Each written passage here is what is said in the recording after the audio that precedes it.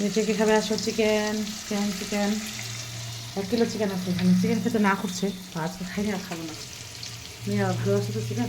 ফ্রিজে আছে, ফ্রিজে। ওটা আগে ঠিক করে, এখন আসবি না, এখন আসবি না। হাত ধোয়া বেশিনে, এখন আসবি না ফ্রিজে। এখানে না, বেশিনে যা। বোকা ছেলে কোথাকার, তো মানে ফালতু। কালকে নিরামিষটা ঢালতে বললাম, আমিষটা দিলি, আজকে বেরোন করছিস না।